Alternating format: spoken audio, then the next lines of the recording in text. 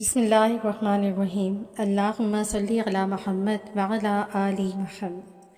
السلام علیکم۔ ایک بھائی ہیں جن کا تعلق ضلع اٹک سے ہے اور کہتے ہیں کہ درود ابراہیمی پڑھنے کا شوق ہوا اور انہیں خوشبو کا اہتمام شروع کر دیا۔ صاف ستھرا رہنا اور ہر وقت صبح و شام درود ابراہیمی ان کی زبان پہ جاری ہو گیا، اور ان بھائی کی روٹین تھی کہ درود ابراہیمی وہ بہت زیادہ پڑھتے تھے اور خوشبو کا استعمال وہ بہت احسن انداز میں کر رہے تھے۔ اور اس کے علاوہ بھی دیکھا جائے تو تنہائیوں میں بیٹھ کر وہ بھائی درود ابراہیمی بڑی توجہ سے، دھیان، عقیدت، ادب سے پڑھتے رہے۔ اور یہ بھی ایک راز ہے کہ جس کو ملا ہے تنہائی سے ملا ہے۔ تنہائی میں اخلاص بھی ہوتا ہے اور خاموشی ہوتی ہے، توجہ تقسیم نہیں ہوتی، اس لیے تنہائی میں پڑھا گیا درود شریف اور عبادات جلد تاثیر دیتے ہیں۔ ان بھائی نے بھی ایسا ہی کیا اور ناغہ نہیں کی، وداؤٹ اینی گیپ یہ کنٹینیوسلی یہ عمل کرتے رہے، ہر وقت درود شریف کی محبت میں ڈوبے رہے۔ ایک رات ان کے نصیب جاگ گئے، انہوں نے خواب دیکھا کہ وہ اپنے کمرے میں سوئے ہوئے ہیں اور اسی اثنا میں دروازہ کھلتا ہے تو ایک پروقار شخصیت داخل ہوتی ہے جنہیں نور کے ہالے نے گھیر رکھا ہوتا ہے۔ بھائی اٹھ کر حیرانی سے دیکھتے ہیں کہ یہ کون پروقار شخصیت میرے گھر تشریف لائی ہیں۔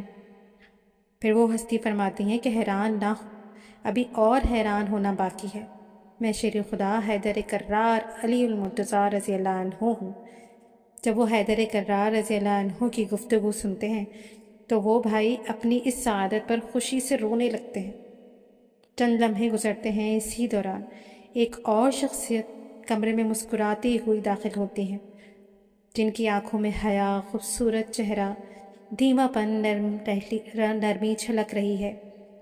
ان کے بارے میں بتایا جاتا ہے کہ یہ سیدنا عثمان غنی رضی اللہ عنہ ہیں۔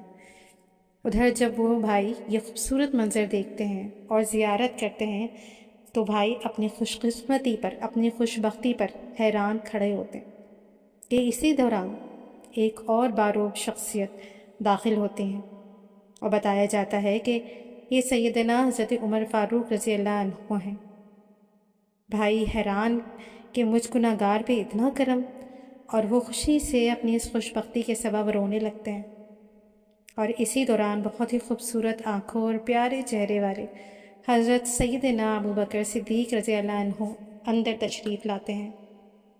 اسی دوران شیر خدا سیدنا علی المرتضیٰ رضی اللہ عنہ فرماتے ہیں، بادب ہو جاؤ، پیارے آقا تاجدار مدینہ صلی اللہ علیہ وآلہ وسلم، سیدنا کریم صلی اللہ علیہ وآلہ وسلم تشریف لا رہے ہیں۔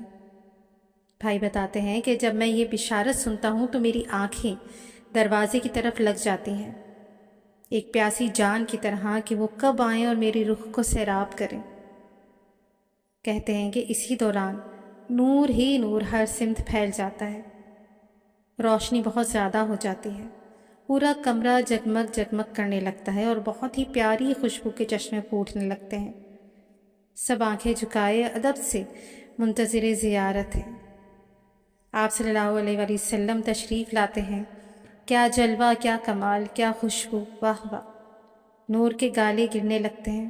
آپ صلی اللہ علیہ وآلہ وسلم نے اس نوجوان کے کندھے پر، اس بھائی کے کندھے پر اپنا ہاتھ مبارک رکھتے ہیں اور فرماتے ہیں کہ اے فلاں، اس نوجوان کا نام لے کر، اس بھائی کا نام لے کر کہ اے نوجوان، نماز باجماعت پڑھا کرو، داڑھی رکھ لو اور درود شریف پڑھنا ہمیشہ اپنا وظیفہ بنا لو، یہ میری تمہیں نصیحت ہے۔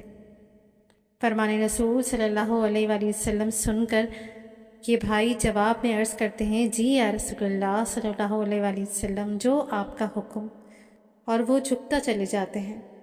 آپ صلی اللہ علیہ وآلہ وسلم کے قدم مبارک کی طرف اچانک منظر بدلتا ہے اور اس کی آنکھ کھل جاتی ہے۔